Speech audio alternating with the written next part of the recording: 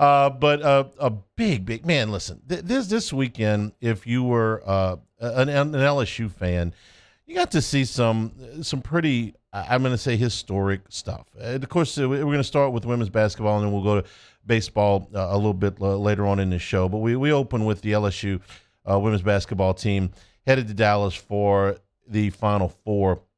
Their 54-42 win against Miami yesterday. I'm going to talk about the game for just a second. I'd really rather talk more about the program a little bit, but let me address the game since that's the first thing on everybody's mind. The game was not pretty at all. You've got a coach that feels like she's in control of the game, but yet comfortable enough in her own skin that when they do the interview at the end of the third quarter, saying, if I were watching this game, I'd turn it off. Okay. Kim Mulkey's never really at a loss for words. I hope that I'm going to say this real quick. I hope that if you last night was the first women's basketball game that you watched for LSU this year, that you don't think that is indicative. And listen, I've heard it from a few people already. Well, I'm not watching women's basketball. If that's not really how they play. Okay, that's the lowest point total of the season. Just like the men have games where nobody can put the ball in the bucket, that was what this was. A lot of good defense, but aesthetically, no, this was not in any way a pretty game. And yeah, LSU's best player, Angel Reese, it was tough for her. She didn't score from the floor in the first half. She had to get her points at the line, but she did finish with 18 rebounds. But LSU made enough shots. They certainly got enough stops. They made enough plays to win the game and win the game fairly comfortably. Like I said, it wasn't in any way a pretty game. I mean, the teams combined for 30 turnovers. LSU shot 30% from the floor, and Miami shot 32% from the floor. Miami did not make a three all game, and LSU made one, a combined 1 for 27. They didn't even shoot well from the line. LSU shot 58% last night. They got to the line a whole lot more than Miami did. But as I'm watching the game at halftime, I'm thinking to myself, LSU is going to be hard pressed to lose this thing because they've got more of a grip on it than Miami does. Miami looked like a team that had, very good job. Go to Indiana and play the game they did. We watched that last Monday night. Very, very strong accomplishment. But they looked like a team that had performed their last miracle. I mean, they came from 17 down against Oklahoma State in the first game of the tournament. They get Indiana on a team. They never trailed in that game, but Indiana just threw everything but the kitchen sink at them, and they hit enough shots that night. And then they faced a big deficit against Villanova and came back in that one. They looked like a team that had run out of miracles, and LSU was very much, despite the ugliness of the game, was in control. But more so, it's to talk about the program right now. Kim Mulkey 2 years ago was hired with great fanfare, went to the press conference, was one of the unique press conferences that I've ever been to in my life. I mean, we're talking about smoke and fireworks and a crowd in the Assembly Center, okay? Now, when Will Wade got the head coaching job as a men's basketball coach, he said, I want to have an event. They had it in the Assembly, the head of the student union. It was great, okay? They had a really good crowd. They gave out free chicken. All the students got it was nothing compared to what we saw in the Assembly Center. Her salary got an awful lot of attention. Is a women's basketball coach worth that much money? Well, all I can tell you is 2 years later, would you look at it and question any of the results? You're talking about a full arena most of the time. You're talking about LSU on the national stage with a publicity that really can't be bought. And it's the winning at the highest level. There's a misconception that Nikki Fargas was a terrible, terrible coach. She wasn't. She was a terrible recruiter. But once she got the players in there, the last 5 years she was here, they had a winning record in conference. I think that would surprise some people that just kind of follow this casually. She just wouldn't get out and recruit. She wouldn't promote the program. Once she got on the court, she was fine. She was a very good bench coach. I mean, you sit next to Pat Summitt, you play for Pat Summitt, she was really good at that stuff. But the things that Mulkey has done for the program have superseded all that. She can do all the bench stuff that Vargas could do better, but you add the recruiting, the attention to it. I know people that have never before Kim Mulkey got here watched a women's basketball game that are now all in, that are now season ticket holders. I'm not kidding. I'm talking about actual people that I know that could not tell you a thing about LSU women's basketball before Kim Mulkey got here that are now traveling halfway across the country multiple times to watch them play. Donors, too. Don't discount that when you go, well, did they sell enough tickets and hot dogs and soft drinks to justify what you donors, okay? And Kim Mulkey is not without controversy. She has said things that have angered some people. She's certainly not everybody's cup of tea. So when those statements have come out or whenever she's ruffled some feathers somewhere else, it's always been, is that going to hurt her with her team? And the answer has been every stop that she has made, no, because the players buy in. And every now and then you'll get a real heartfelt answer in a press conference situation. This was a question that was asked last night. In fact, I think it was WBRZ's Michael Cobble that asked this question and got a real heartfelt response from Mulkey. This is a little bit longer clip, but I think it's worth the time, about what she believes in and why that program has been successful. Well, who knows you better than your family in life? Who knows you better in athletics than your players? They see you at your best every day. They see you at your worst. They see you at your weakest, and vice versa. And I think they can answer it better than me. I think it is a perception out there about me that everybody has that's so not real. But I'm okay with that, because these kids that play for me, the coaches that coach for me, my family that knows me, you can't control what people want to perceive about you. What I love about coaching is I want that kid to think she can't go any further, but man, when she does, she looks at me and goes, God, thank you for pushing me.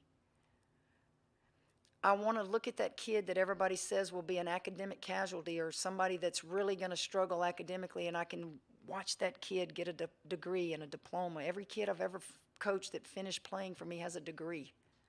Do you think they're all 4.0 students? That's what I will remember when I sit in the rocking chair someday, is that I took teams, players that maybe others didn't want to coach, couldn't coach, and we competed, and we won. And but they have to buy in. They have to say, I love this woman's personality, man. She laughs with us, she cries with us, but she's tough as nails and doesn't ask us to do anything that she wouldn't do for us. And it's been a great year. I mean, to this point, we've lost 2 basketball games. And that great non-conference schedule I played wasn't so bad after all, was it? Golly. All right. She took enough grief over that thing to have earned that last shot. Alexis Morris is the best example of what Mulkey is talking about. This was not only a player that other teams didn't want. This was a player that Mulkey herself probably didn't want after her. Morris's journey is really compelling because she was a 5-star recruit. She was a top 20 player in the class when she came out in 2017. She spent a year at Baylor, and she was a good player at Baylor. But she played every game that freshman season. She averaged right about 10 points a game. That's a really good start for a freshman on a program as established as what Mulkey had at Baylor at that time. But she got in some off-the-court stuff, wasn't the best, got out of there, went to Rutgers, was there for 2 years, didn't work out, went to A&M, was there for a year. Still a good player, still a useful player, didn't work out. Now you're Kim Mulkey and you look at Alexis Morris. when you first get to LSU. And you're like, I'm trying to establish a culture here. I'm trying to change the narrative here. I'm trying to get things back to the way they were. And 3 places you've washed out of, including one with me. How about we give this another go? Last night, Alexis Morris led LSU with 21 points. That's a good story. That don't happen everywhere. That's not easy to do. There is a bond. I've noticed just in the last few weeks, they've kind of played the celebrations from the locker room. This is unbridled joy. This is not just, teams winning a game in the NCAA tournament. They're all in with each other. I don't know if they're going to win 1 more game, 2 more games, or no more games, but this season is one of the more remarkable things that we've seen in the annals of LSU sports, to go from a program with very little interest, some success, but, not a lot of success in the last, like I said, the last 5 years with Nikki Fargas, winning record in the conference, but no excitement, no level of, hey, they got a ceiling here that is unmatched. It was just kind of going through the motions. This is not going through the motions. This is the elite of women's basketball. And to do it in less than 2 years. That opening press conference with the smoke and the fireworks, and I'm going to throw this damn mask off, it's less than 2 calendar years ago. And they're going to Dallas. They'll play the winner of Ohio State and Virginia Tech. That game is tonight. We'll take a break. A big weekend for LSU baseball, especially on Saturday. We'll get to that. The Final Four is set in men's basketball. I swear, if you told me that was the opening round of the Maui Invitational, I would have believed that. But it's going. Hey, last year we had all the blue bloods. This year it's the new money. It's the new blood at the men's Final Four for the most part. So we'll get to all of that. This is Hanny Time, 104.5 ESPN Baton Rouge. This is Hanny Time. Acura and Infinity of Baton Rouge. Right now, if you're looking to sell your vehicle, just find out what your vehicle is worth. Infinity is buying vehicles from people just off the street. In 15 minutes, they will give you a quote on what your vehicle is worth. At that point, you can do a number of things. You can trade in on a new vehicle. You can sell it to them outright, or you can go on and just have a quote and know what your vehicle is worth for future reference. You get into the certified pre-owned program at Infinity of Baton Rouge, which we did once again just a few weeks ago. The benefits are numerous. First of all, your vehicle has been through a rigorous inspection to get it back up to code. That's going to come with it the confidence of a 100,000-mile powertrain warranty, plus roadside assistance, plus 1 year of prepaid maintenance and courtesy vehicles when you do bring your vehicle in to be serviced. All part of the features, along with transparency and pricing at Acura and Infinity of Baton Rouge. In times of need, get a full list of phone numbers, websites, and other important emergency information on the Demco Stormwatch page at 1045ESPN.com. Bayou Chrysler Dodge Jeep Ram has $10,000 off new 2022 Jeep Gladiators and $8,000 off new 23 Jeep Grand Cherokees. All new Bayou automotive vehicles come with a 1 million mile warranty. If you need sales or service, the crew at Bayou is going to do right by you.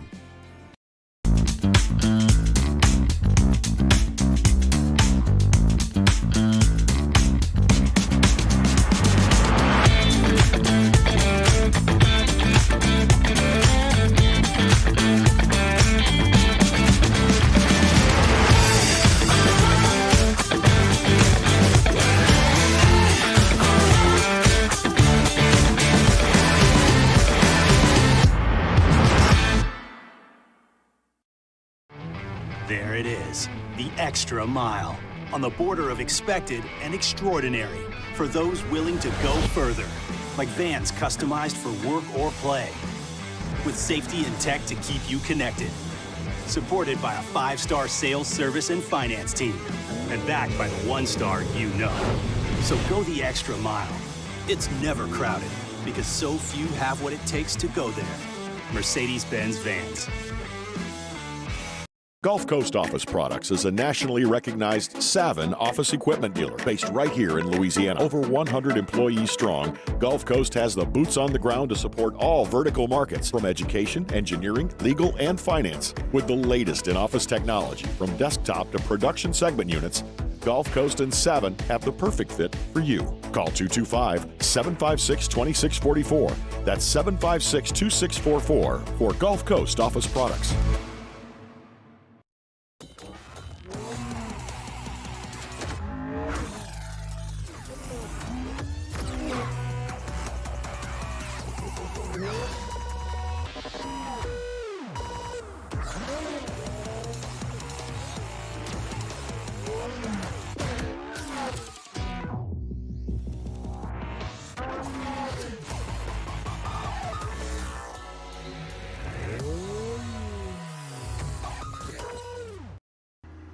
I had to leave my parents. I had to move schools. I don't know anyone here. Everything keeps changing. Why is this happening to me? I'm sure glad you're here. Change a child's story. There's a child in foster care waiting for a volunteer like you. Bayou Ford has $10,000 off MSRP on select new 2022 Ford F-150 trucks. $10,000 off plus 0% financing. And all new Bayou Ford vehicles come with a 1 million mile warranty. The crew at Bayou Ford. It's Hunt. Join me for a Monday edition of the Hunt Palmer Show, recapping what went down in Greenville for the Lady Tigers, and how about a weekend at the box, Tigers and Hogs, plus the Final Four. Hunt Palmer Show, 104.5 ESPN, Baton Rouge.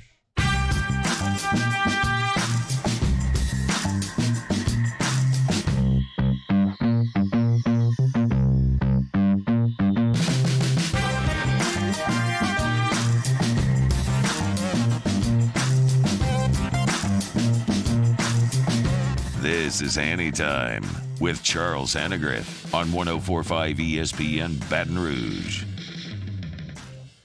LSU taking 2 out of 3 from the Arkansas Razorbacks. This was a matchup of top 5 teams at Alec Box. 2 games on Saturday after 1 game on Friday. LSU retains a number 1 ranking in all of the polls that have been released so far. Baseball America, D1, Perfect Game, Collegiate Baseball are all out. The funny thing is, they got Tennessee coming in this weekend and could get a little testy. These teams weren't exactly friendly the last few times that they have played. But then it was sort of like, hey, you know what? After you get through those first 3 weeks, the next couple of weeks, you may have the schedule ease up a little bit. At least that was a thought before the season started. So there you got South Carolina. Is at 23-2, and then Kentucky, who just had their 17-game winning streak snapped, are after that. But on to the games. So Friday was a disappointment in in that LSU had had an opportunity to win the game in the 8th and the 9th, and got to extra innings where the bullpen fell apart. But I thought there were some good things that came out of that outing as well. First of all, again, it's a top 5 team that they're facing in Arkansas, number 3 in a lot of the polls. And Paul Skeens went out there and, pretty much dominated again, only giving up 1 run over the course of 7 innings. He also had to pitch out of what I thought was maybe his biggest jam of the season when he walked a pair in the 6th inning and the bases were loaded, and this is a 1-0 game at that point. And Skeens gets himself out of that, 12 more strikeouts there. But we've come to expect this from Paul Skeens, who's going to be, either the first pick in the draft or one of the top, 2 or 3 or 4 picks in the draft. And coming up this weekend with Chase Dolander, or Thursday, actually, you're going to have one of I think the best pitching matchup in college baseball all season. 2 top 5 picks. So Skeens was fine. Unfortunately, LSU couldn't solve Hunter Holland. And Hagen Smith, who was Arkansas's ace, pitched on Friday nights the first 4 weeks of the season. With injuries in the bullpen, they decided to put him out in the pen in kind of a cop's role from a couple of years ago when they had the SEC Pitcher of the Year. It was mostly a long reliever, but sometimes a short reliever and sometimes a starter. For the moment, that's what they're doing with Hagen Smith. So imagine if LSU were playing at Arkansas, and Arkansas were number 1 in the country, and LSU had decided to move Paul Skeens to the bullpen, and you got to decide when to bring him in. You never want to bring him in a game that you're losing, but if you're in a 1-run game, what point do you bring him in? Well, they brought Hagen Smith in, in the 6th inning, and LSU actually got to him a little bit. They were able to knock him around some. Brady Neal, what a huge hit. I know he got it up in the jet stream a little bit, but that is a freshman catcher against an SEC ace in a 1-run game in the bottom of the 8th inning, and the guy got enough of a barrel on it to get the ball out and get LSU to the 9th inning in a tie game. I thought another big piece of that game was that Chase Shores came in relief of Skeens and gave him 2 very good innings.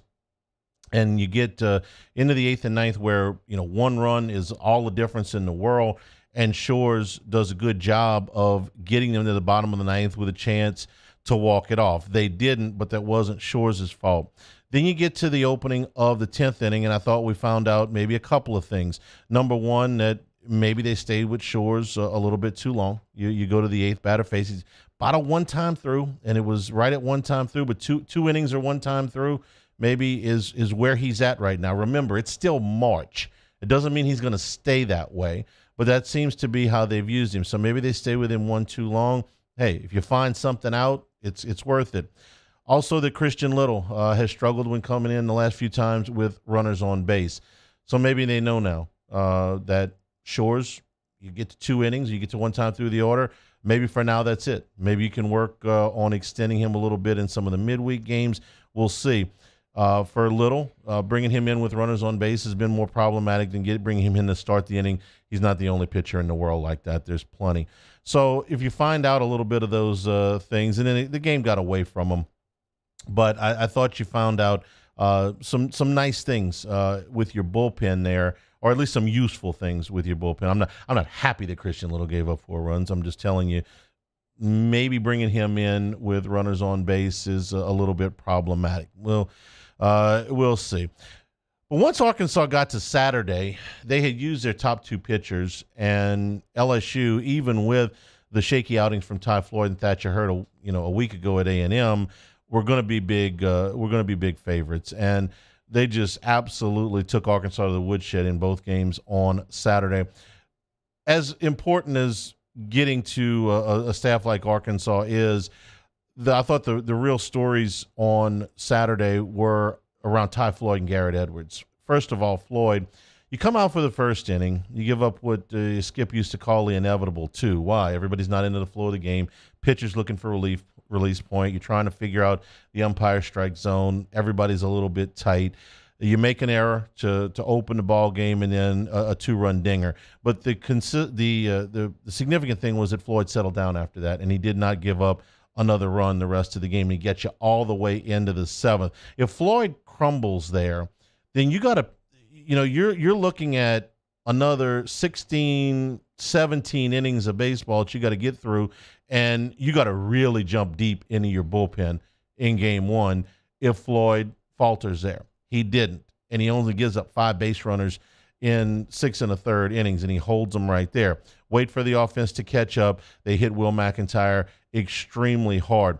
Cade Beloso, here's that guy again. Okay, we talked about him at the beginning of the season. Was he going to play a role? We didn't think he would play a prominent role. Well, not only does he play a prominent role, he gets 4 hits in the doubleheader. And those 5th-year guys, those Gavin Dugas is another one. They provide something that is just hard to duplicate from an experience and confidence standpoint. And for Beloso, his temperament is so good because it takes a special kid not to be in the lineup every day, but to produce when you're called upon. Hey, go out there and pinch hit. Or today you're going to get a spot start. Or today you're going to get, you're going to get a go against the righty. It's not the easiest thing in the world to do. So I thought that, getting him in the lineup on Saturday and having him produce the way he did was really eye-opening. The other thing was Garrett Edwards. Now you get to the bottom of the top of the 6th inning. Top of the 7th inning, and Floyd's reached his pitch count. He's up over 100. So you bring in Edwards with a 9-2 lead. You say, well, why do you bring in Edwards with a 9-2 lead? Why wouldn't you go to somebody else? As it turns out, it ended up paying some dividends for LSU, not because Edwards got out of the 7th inning. There were other guys could have done that with a 7-run lead. But the fact that he threw in that game and then came back to throw in the 2nd game.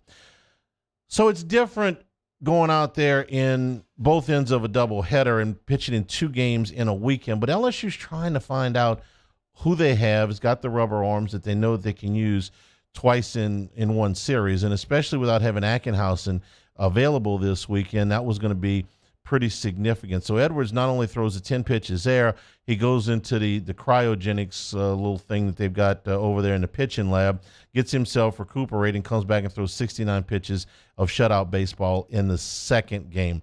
So I thought that was very, very good. And then Thatcher Hurd struggled again in the third game. This is a couple in a row now. The 5 walks bother me more than the 4 hits. The stuff is still there, but the overall confidence, the overall command is not back yet. And I'm reminded that the guy missed a significant portion of last season, and it may take him a little bit longer to get into a rhythm. Right now, he is not in that rhythm. The talent, though, is there. I was thinking about Trey Hodges this morning. Hodges went out there a number of times in the year 2000, and he got hit. And it was like, you're going to keep running that guy out there? Yeah, because he's really, really good if he ever gets completely healthy and confident, and it took a little while for that to come together. I'm not saying that's how it's going to be with Thatcher Hurd. I'm saying it wouldn't be the first guy to come back off of an injury, and we're talking about, 6 starts before he really blossoms into the pitcher that we know he can be. There's too much talent there. So while I wasn't, particularly enthused about the start on Saturday, I still believe that guy is going to be a very, very important part of what they do. Again, one door closed, another door opens. Griffin Herring came in and did a fantastic job for the 2 innings that he was in there. This is another lefty out of the bullpen, another freshman that they can count on. Thought that his 2 innings were really, really good. And then, of course, with Edwards. So LSU run rules Arkansas in the second game, almost run rules Arkansas in the third game. That's the 3rd-ranked team in the country over in the other dugout. This is not, Idaho Tech that they're playing this weekend. This is a Hall of Fame coach probably in Dave Van Horn. This is a program that's been at or near the top of the SEC for a long time, that are in the top 5 again this year, and LSU outlasted them. One more hit and you might have swept them. I felt really, really good about what I saw this weekend. So since I've successfully buried the lead once again, I should tell you that Dylan Cruz had 8 hits this weekend and homered in all 3 games. And Tommy White drove in 8 runs, including 7 in the game this weekend. So just a few little things, because we tend to talk about the things that are not working or things that were are different or changing. And when somebody goes out there and is just consistently dominant, sometimes it falls through the cracks. It shouldn't. Dylan Cruz is now number 1 in the nation in batting average. He's hitting .531. We're almost halfway through the season, y'all. Okay, so it's a decent sample size. I don't care who they played. All right, played Arkansas this past weekend. Played A&M the weekend before. Don't talk to me about schedule when it comes to Dylan Cruz. Number 1 in the nation in on-base percentage. Number 1 in the nation in runs scored. Number 2 in the nation in slugging percentage. Jay Johnson says Dylan Cruz, the best baseball player he's ever seen. I mean, what you just said, phenomenal young man. Yeah. Great character, great work ethic, leader of our team. And he's the best baseball player I've ever seen. Yeah. Not college baseball player I've ever seen. He's the best baseball player I've ever seen. It's getting harder to argue against, really. And I've been watching this group for a long time, man. Seen some great players come through here. Some great players come through here. He might be the number 1 pick in the draft, right? Okay. Very, very good chance he's going to be the number 1 pick in the draft. Alex Bregman was the number 2 pick in the draft. Let me just give you this comparison. And I know that they are different kind of players, okay? Cruz is much more of a power hitter. Bregman's junior year, he hit his final year at LSU. He hit .323. That's good. Hit 9 home runs, drove in 48 runs. Now, this is an All-American year. This is a year that catapults him to the number 2 pick in the draft. And Bregman's had a fantastic pro career. Alex Bregman's a great baseball player. A great baseball player. He had .323. Cruz is hitting .431. He had 9 home runs in his last season. Cruz has got 9 home runs. We're still at the end of March. Bregman drove in 48 runs for the season. Cruz has already driven in 28 for the year. That's the number 2 pick in the draft. Just if you want some kind of historical comparison, or you're giving this guy too many platitudes, well, he deserves them. I can't think of any player that I've seen that is any better. We're talking on the podcast this morning, and the podcast is up, brought to you by Napa Auto Parts, Baseball at the Box, Dan Canaveri and I was thinking about Pat Burrell. Pat Burrell was the third baseman for Miami in the 1996 season. He was a freshman. And when LSU got to the championship game, you look up and Burrell's hitting .495. And I'm thinking to myself, how in the hell does anybody hit .495 at any level? I mean, who hits .495? Burrell would go on to, 3 stellar years at Miami. The average stayed up there. He was the number 1 pick in the draft. He had a long pro career. I never thought that it was possible to really sustain that kind of batting average, that kind of excellence over the course of a year. Canaveri reminded me that the ACC in 1996 was nowhere near as good as the SEC in 2023. Not even close. The SEC in 1996 was nowhere near as good as the SEC in 2023. So what you're seeing out of Dylan Cruz here is just phenomenal. That LSU would have potentially another number 1 pick in the overall draft on the same roster is why the excitement level for this team has never been higher. So Paul Skeens leads the nation in strikeouts. He leads the nation in hits allowed per 9 innings. He leads the nation in wins. He leads the nation in WHIP, runners to innings pitched ratio. Number 2 in the nation in earned run average. By the way, Ty Floyd is number 5 in the nation in hits allowed per 9 innings. He's going to be fine. LSU got a game against Grambling tomorrow night and then 3 with Tennessee. And right now there is no indication that this train is slowing down anytime soon. It was a terrific weekend. I thought for LSU, the loss on Friday was disappointing, but the things that they found out this weekend about Garrett Edwards, about Griffin Herring, a little bit more of Cade Beloso, and then the vets continue to produce. Brady Neal, game-tying home run in the 8th inning of a game against a top 5 team. It's pretty good, y'all. It's pretty doggone good. Take a break. Come back, talk about the things we saw in the tournament this weekend. This is Hanny Time, 104.5 ESPN Baton Rouge. This is Hanny Time. Crawfish ready to roll at Big Mike's. Those of you that know crawfish know that the Easter week is the biggest week for crawfish. They're ready to roll at Big Mike's. You buy your crawfish, you get some potatoes and corn thrown in for free. Listen, over 40 TVs in the bar area. Go watch the Lady Tigers as they get into the Final Four this Friday against, again, the winner of tonight's game. Now, Big Mike's is closed on Easter Sunday, but crawfish are there at 11 o'clock every morning, rolling out all day. Tonight is boiled shrimp night. All you can eat boiled shrimp starting at 5 o'clock. And at Big Mike's, happy hour Monday through Friday from 3 until 7. All day on Sunday, but not this Sunday because they're closed for Easter Sunday. Live music coming up this weekend at Big Mike's in Denham Springs. We're kind of a big deal. Our listeners fire up their opinions on the jimsfirearms.net hotline at 499-1045. Keep listening for your next chance to shoot us your thoughts with the jimsfirearms.net hotline on 104.5 ESPN Baton Rouge.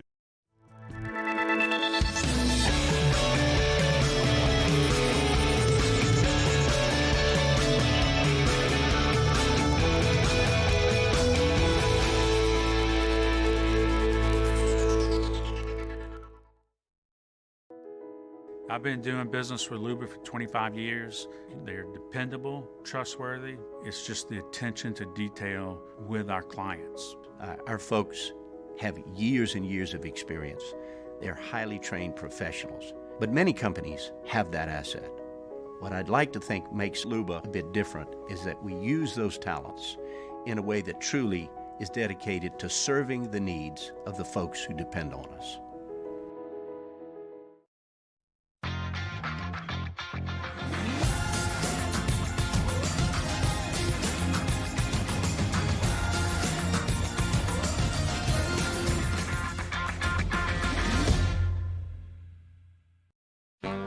Louisiana.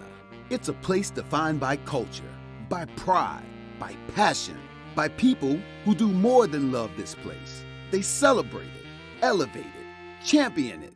They are the individuals who embody what makes Louisiana great.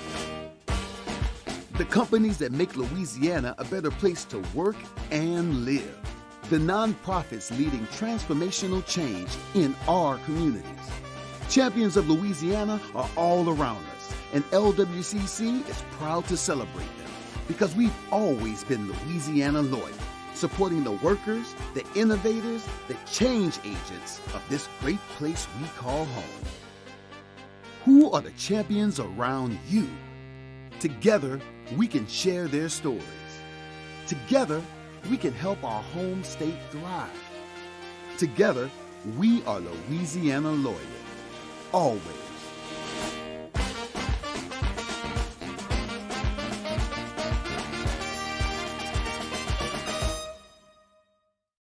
Hi, I'm Brandon Landry, founder and CEO of Walker. Hi, my name is Dr. Craig Green. This is Ryan Terrio with HUDCORoofing.com. Hey, it's Matt Moscona. No matter how big your commercial roofing job, HUDCO can help.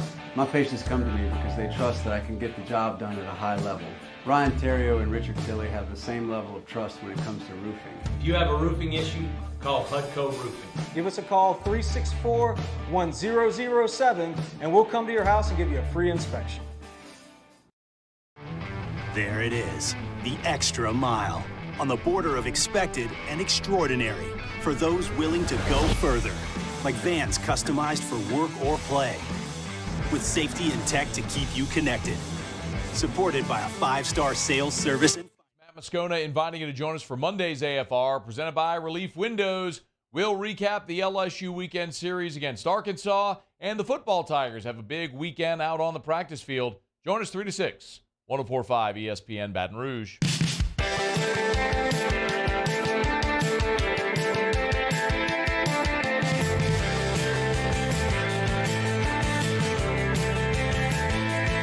This is Hanny Time with Charles Annegriff on 104.5 ESPN Baton Rouge. Remember, you can always get the show on demand, 1045ESPN.com. The Baseball at the Box podcast presented by Napa has dropped, so you can get that wherever you get podcasts, but also at the website. Final Four is set, and it's the Final Four that, was very, very predictable. I mean, who didn't have UConn, Miami, San Diego State, and Florida Atlantic? This is the easiest one ever. There's going to be debates all week about, is this good for the sport? Is this bad for the sport? You're introducing new fans, people that would not ordinarily be paying attention to college basketball because they're tired of seeing the same old, same old. And then you will hear from people that will tell you that this will be less attention because there's not those blue blood programs in there.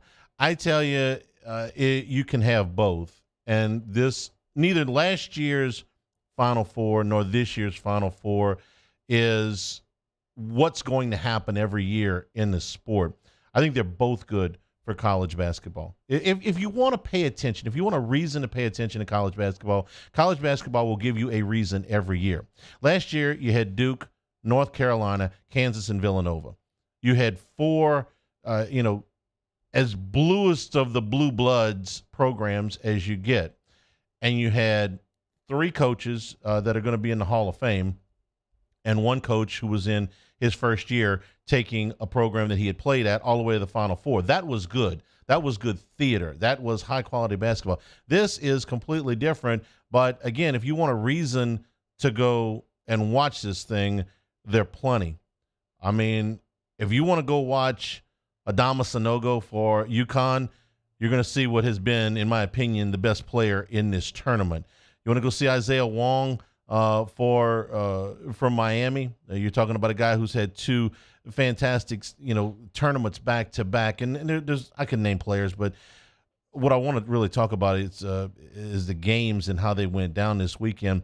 Because once I watched UConn going into the Elite Eight, UConn and Texas looked like the best two teams, and coming out of the Elite Eight, UConn looks so much like the best team, and Texas just completely threw up on themselves yesterday.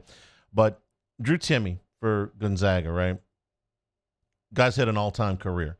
You know, whatever they do for players at Gonzaga, whether they retire the numbers or they put the Ring of Honor or whatever, they're going to do for Timmy. He's been as good a player and as good a program, and he just couldn't do anything against this group. It wasn't all Sonogo. I mean, it was UConn from pillar to post. UConn was so dominant in a 28-point win over, listen, Gonzaga, good team. Maybe not the best team Mark Few's ever had there, but a really good team. Beat a really good UCLA team to get to this round and got annihilated. I mean, got blown completely off the court. UConn was so dominant and has been so dominant through these 4 games now that they are a massive favorite to win the national championship. They're minus 134 right now. Miami and San Diego State are plus 400, and Florida Atlantic is plus 600. Now, I tell you all that to tell you that a favorite, it's been open season on the favorites all tournament long, right? Been very, very difficult for those favorites to get through. We got through with no number 1 seeds, no number 2 seeds, no number 3 seeds, all the way into the finals here. So UConn was just fantastic, and if they play that way, nobody's going to beat them. No guarantee they'll play that way. Texas played really good for 32 minutes yesterday and then threw up on themselves. Florida Atlantic, full disclosure here, I do the show with Jimmy. We make picks. We got action now. We watched the games at LeBears this weekend, a lot of the games at LeBears this weekend. I am 0 for 4 going against Florida Atlantic. I'm like, these people are going to have to beat me again. They've done it now 4 consecutive times. I think that comes to an end this weekend, but you got to give them credit for the tenacity. Kansas State had a 6-point lead in the last 7 minutes of that game, and Florida Atlantic just kept coming. Like Rocky Balboa at Apollo Creed is like, you better knock these guys out. You better make sure that the coffin is nailed completely shut, and nobody's been able to do that on them. So, a nice job. The Miami-Texas game was probably the most surprising because I thought Texas was really in control of that game, and I've been a fan of what Miami has done. I'm a big Jim Larinaga fan. I think what they've done is tremendous, and they got an all-timer performance for Jordan Miller. Miller didn't miss a shot yesterday. He was 7 for 7 from the floor. He was 13 for 13 from the free throw line. And the last time somebody did that with that many attempts was Christian Laettner.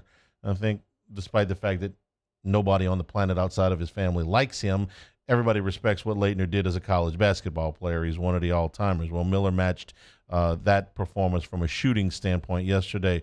Norchan Omier, the big guy, was hurt going into this tournament. Once again, a big performance yesterday, 11 and 9. I thought Miami was done. I mean, they're down double digits in the second half. I thought, well, nice run, but it's over because Texas had been playing really well. And then all of a sudden, about the 8-minute mark, they just hit a wall. And why that happened, part of it was Miami's defense. Part of it was Miami's will, just like Florida Atlantic's will. Like, you just can't quite bury this team. Give them a good chance in the game this weekend. And in San Diego State's another one that I did not think that they would get by Alabama. Did not think that they could score with Alabama. Didn't think they could shut Alabama down. They did all of those things. And then yesterday's game was just fantastic. It wasn't a high-scoring game, but it was a game that, the teams battled back and forth, and all anybody wants to talk about today is the foul. Okay, let's talk about it. It was a foul in a vacuum.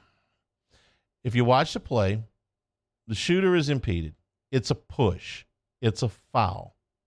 And I'm not one of these people that will tell you, well, you can call that a foul in the first 4 minutes of the second half, but you can't call that in a tie ball game with no time left, or virtually no time left on the clock. I don't believe that. I do believe that a foul is a foul, but I say this is in a vacuum because a foul is a foul as it's deemed a foul in the game. It's how the game is called, okay? If I'm an umpire and I'm given the high strike, okay, we're going to get used to this. The first inning, at the letters is a strike. It isn't for everybody. Okay, we'll deal with that. You're given an inch on either side of the plate, couple inches on either side of the plate, we'll adjust to that. Strike zone's tight, we'll adjust to that. Referees in basketball, the same thing. You're going to call it close, we'll accept that. You're going to be quick on the you're going to, let them play, they'll accept that. But don't let them play for 39 minutes and 55 seconds and then call that foul. I watched the whole game, start to finish. They didn't call that foul in the first half. They didn't call that foul in the first part of the second half. They didn't call that foul with 5 minutes to go. This was as physical a basketball game as was played anywhere in the tournament.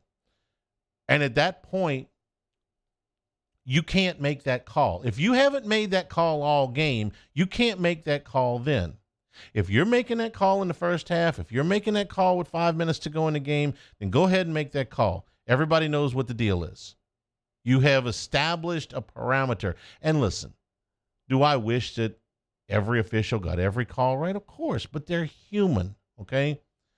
What's holding a pass interference for one official is not holding a pass interference for everyone. What's a strike for one umpire is not a strike for the other guy. And what's a foul is not always a foul. But once you establish that, once you get through the first inning of the baseball game, the first 2 drives of the football game, the first media timeout of the basketball game, we've got an idea. And especially if that continues all the way through the game, you can't change that on me in the last 5 seconds of the game. That's where you lose me. They'll debate that call forever, and I didn't even have the heart to talk to my friends at Creighton yesterday because you can look at it, still shot, it's a foul. Video, it's a foul. But the way the game was officiated, you don't call that foul. If to call that foul, you have to call that foul earlier in the game. You have to call that foul all game. If you've let it go that far, you can't make that call at that point. So crushing for Creighton. I think they've got a legitimate beef with the thing. Not, again, that it wasn't a foul, but, hey, make it consistent. So Florida Atlantic and San Diego State, Miami and UConn. This looks like the opening round of the Battle of Atlantis, but it is the Final Four this year.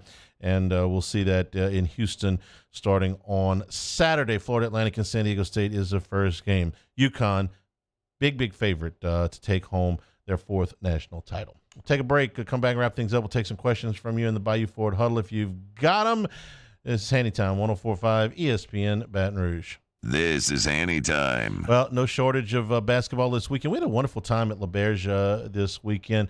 So many kiosks and so many windows open that you're never going to have a hard time getting your action down, and so many different wagering options for you at the Barstool Sportsbook. Love the big screens. When you got those big screens and everything's clear and there's no lines differentiating everything and kind of separating the screens, you got a really quality picture there.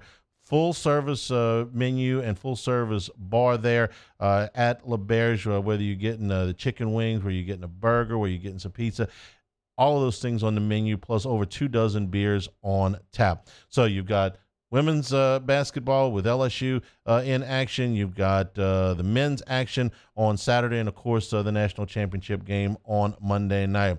Take part in all of it at the Barstool Sportsbook at LaBerge, Baton Rouge. Have a gambling problem? Call 1-800-976-STOP. In times of need, get a full list of phone numbers, websites, and other important emergency information on the Demco Stormwatch page at 1045ESPN.com. There it is, the extra mile, on the border of expected and extraordinary, for those willing to go further, like vans customized for work or play, with safety and tech to keep you connected, supported by a 5-star sales, service, and finance team, and backed by the 1-star you know. So go the extra mile. It's never crowded, because so few have what it takes to go there. Mercedes-Benz Vans. Follow us on Twitter at 1045ESPN to cast your vote in the Citizens Bank and Trust Poll of the Day. Vote daily inside Off the Bench, Hanny Time, Hunt Palmer. And after further review, Citizens Bank and Trust brings you the Poll of the Day via Twitter at 1045ESPN.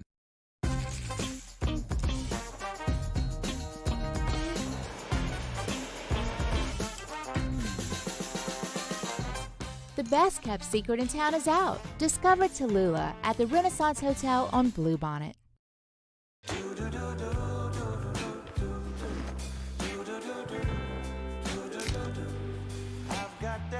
blue sky. I've got that sunshine.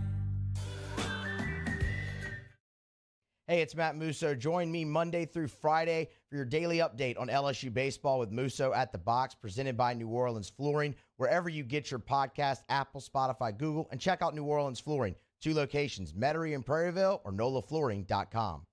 Gulf Coast Office Products is a nationally recognized Savin office equipment dealer based right here in Louisiana. Over 100 employees strong, Gulf Coast has the boots on the ground to support all vertical markets, from education, engineering, legal, and finance. With the latest in office technology, from desktop to production segment units, Gulf Coast and Savin have the perfect fit for you. Call 225-756-2644. That's 756-2644 for Gulf Coast Office Products. I've been doing business with Luba for 25 years. They're dependable, trustworthy. It's just the attention to detail with our clients. Our folks have years and years of experience. They're highly trained professionals. But many companies have that asset. What I'd like to think makes Luba a bit different is that we use those talents in a way that truly is dedicated to serving the needs of the folks who depend on us. Louisiana. It's a place defined by culture, by pride, by passion, by people who do more than love this place. They celebrate it, elevate it, champion it.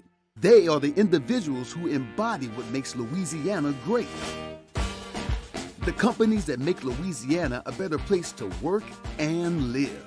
The nonprofits leading Monday edition of Game Time from Finbom and Burbank and Lee. We'll know who the Final Four is set. We'll recap all of the weekend's actions. Game Time from Finbom, Monday, 6 to 8 p.m. on 104.5 ESPN Baton Rouge.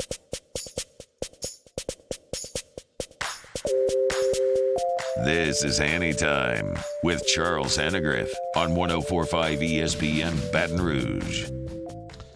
Bayou Ford chat, why didn't I address the 2 base running errors on Friday? Because I made an error. I should have. Both of them were absolutely, let me see what's a nice word, stupid. Not in any way being aggressive and just stupid. One by Trey Morgan and one by Braden Jobert. They were both absolutely avoidable and really, really foolish baseball plays. Morgan doesn't break on a ball that gets away from the catcher. Not only does he not break in time, but once he breaks, he runs through the stop sign. Guy at the plate's got his hand up big as you please, and he breaks for the plate anyway. And he's out by 8 feet. Okay, so really, really foolish play by Morgan, and a chance for LSU to get a run that might have won the game. As bad as that was, Braden Jobert's was even worse because there's a runner at second base and he gets picked off of first. There is no way you can get picked off of first base when there's a runner on second base. Never. There is no reason. I mean, save me the explanation. That's just dumb. That's just bad baseball. Now, did it cost them the game? I don't know if the next 2 guys get hits, but that was 2 opportunities with runners in scoring position that LSU had to swing at it. And yeah, if they get another run in the first 9 innings, it was completely just bad baseball. Very bad baseball. No way that I can say it any way other than that. Okay, so what else? What else can I say about that? That was just a really, really poorly executed deal by them. Any truth to the rumor that the Gumps are going to try to claim a share of the NCAA tournament title? I appreciate the humor. It's not football, so they don't really care about it. Oh, they sent the football coach to basketball practice the other day to act like they care about it, but they don't really care about it. So, no. Don't think so. Hope not. Thanks to everybody for participating. Stay tuned for Hunt Palmer. The Hunt Palmer Show is next, 104.5 ESPN Baton Rouge.